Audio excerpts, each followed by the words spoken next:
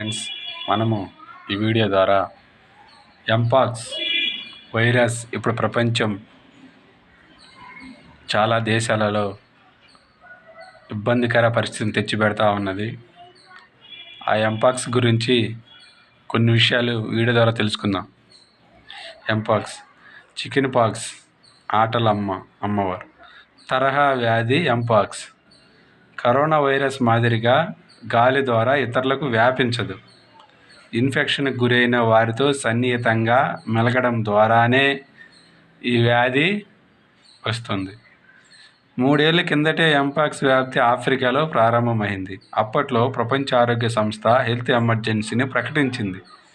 అయితే ఆఫ్రికాలోని కొన్ని ప్రాంతాలకే ఈ వ్యాధి పరిమిత కావడం, త్వరగా నియంత్రణలోకి రావడంతో పెద్దగా ప్రమాదం లేదని గుర్తించి ఎమర్జెన్సీని ఎత్తివేశారు. ఆ సమయంలో భారత్లోని కేరళ రాష్ట్రంలో పరిమిత సంఖ్యలో కేసులు నమోదయ్యాయి. మళ్ళీ తిరిగి ఇప్పుడు ఎంపాక్స్ కారక వైరస్లోని క్లేడ్ 1B అనే కొత్త రకం వేరియంట్ రూపంలో ప్రమాదకరంగా వ్యాపిస్తోంది. ఈ వైరస్ వ్యాప్తికి ఆఫ్రికా కేంద్ర బిందువు కాగా గల్ఫ్, యూరప్ నుంచి ఇతర దేశాలకు వ్యాప్తి పెరుగుతోంది. స్మాల్ పాక్స్తో దగ్గర సంబంధం. భారత్తో పాటు ప్రపంచ దేశాలను ఒకప్పుడు స్మాల్ పాక్స్ మశూచి ఇబ్బంది పెట్టిన విషయం తెలిసిందే. స్మాల్ పాక్స్కు ఎంపాక్స్కు దగ్గర సంబంధం ఉంటుంది. ఈ రెండు వ్యాధులు ఆర్థోపాక్స్ వైరస్ జాతికి చెందినవే. ఎలుకలు, ఉడతలు, కుందేలు వంటి జంతువుల నుంచి మనుషులకు ఎంపాక్స్ సోకినట్లు 3 ఏళ్ల కిందటే నిర్ధారించారు. 1978 వరకు ప్రపంచవ్యాప్తంగా స్మాల్ పాక్స్కు వ్యాక్సిన్ వేశారు. ఈ వ్యాధిని పూర్తిగా నిర్మూలించినట్టు WHO ప్రకటించడంతో 1980 తర్వాత వ్యాక్సిన్లు అందుబాటులో లేకుండా పోయాయి. కాగా స్మాల్ పాక్స్ వ్యాక్సిన్ తీసుకున్న వారికి ఎంపాక్స్ రక్షణ ఉంటుంది.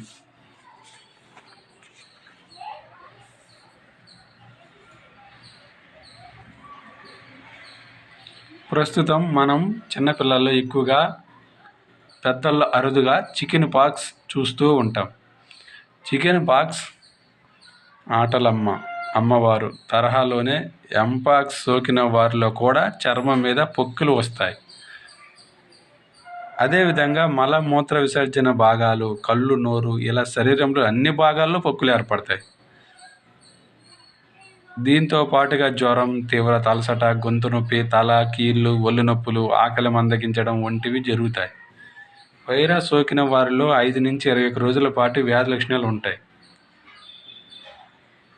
కోవిడ్ మాదిరిగా గాలి ద్వారా ఎంపాక్స్ వ్యాపించదు. లైంగిక సంబంధం, ఇన్ఫెక్షన్లకు గురైన వారితో సన్నిహితంగా మెలిగిన వారికే వ్యాధి సోకుతుంది. అదేవిధంగా వ్యాధిగ్రస్తుల నోటి తుంపరాలు, ఉమ్ము, శరీర స్రావాల ద్వారా కూడా వ్యాపిస్తుంది. చర్మం ద్వారా గీసుకుపోయిన గాయాలు, చర్మం మీద గీసుకుపోయిన గాయాలు, పుండ్లున్న ప్రాంతంలో వ్యాధిగ్రస్తుల స్రావాలు పడిన వైరస్ శరీరంలోకి ప్రవేశిస్తుంది. ఎంపాక్స్ బారిన పడి తేరుకున్న వారిలో దాన్ని తట్టుకునే రోగ నిరోధక శక్తి ఏర్పడుతుంది. భారతీయులకు ఎంపాక్స్ పూర్తిగా అపరిచిత వ్యాధి కాబట్టి ఆ శక్తి మనలో ఉండదు.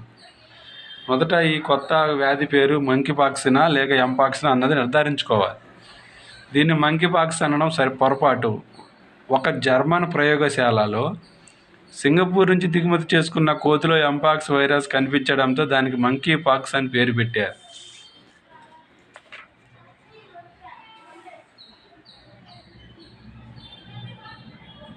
నిజానికి ఎంపాక్స్ కోతుల నుంచి కాకుండా ఎలుకలు, ఉడతల ద్వారా వ్యాపిస్తుంది. కోతుల నుంచే కాకుండా ఎలుకలు, ఉడతల ద్వారా వ్యాపిస్తుంది. వాటి నుంచి మానవులకు సోకుతుంది. కాబట్టి ప్రపంచ ఆరోగ్య సంస్థ ఈ వ్యాధికి ఎంపాక్స్ అనే పేరును ఖరారు చేసింది.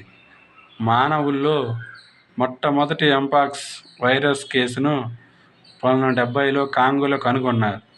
2022 వరకు ఆ వ్యాధి కాంగోకే పరిమితమై ఆ తర్వాత నుంచి ఇతర దేశాలకు పాకసాగింది. దానిపై WHO 2022 జూలైలో అంతర్జాతీయ ఆరోగ్య అత్యయిక పరిస్థితి అంటే ఎమర్జెన్సీని ప్రకటించింది. 2022 జూలైలో ఆఫ్రికాలో కొత్త ఎంపాక్స్ కేసులు తగ్గడంతో 2023 మే నెలలో ఎమర్జెన్సీని ఎత్తివేసింది. అయితే ఇటీవల కొత్త రకం ఎంపాక్స్ వైరస్ తలెత్తి ఆఫ్రికాతో పాటు ఇతర ఖండాల్లోని కొన్ని దేశాల్లో మనుషులకు సోకింది. దాంతో ప్రపంచ ఆరోగ్య సంస్థ 2024 ఆగస్టు 14న మళ్ళీ ఎంపాక్స్ ఎమర్జెన్సీని ప్రకటించింది. ఎంపాక్స్ వైరస్ మసూచి స్మాల్ పాక్స్ ఆటలమ్మ చికెన్ పాక్స్ మాదిరిగానే ఆర్థోపాక్స్ వైరస్కి జాతికి చెందింది. మసూచిని 1980 కల్లా పూర్తిగా నిర్మూలించిన ఆటలమ్మ అప్పుడప్పుడు తలెత్తుతూనే ఉంది. అది ప్రధానంగా పిల్లలకు సోకుతుంది. ఆటలమ్మ వ్యాధిలో ఒళ్ళంతా దద్దుర్లు, చిన్న చిన్న పొక్కులు వస్తే ఎంపాక్స్ వల్ల ప్రధానంగా అరిచేతులు, అరికాళ్ళలో మచ్చలు, పొక్కులు వస్తాయి. భారత్లో 1978 నుంచి మసూచి టీకాలు ఇవ్వడం నిలిపివేశారు. Okay, thank you friends.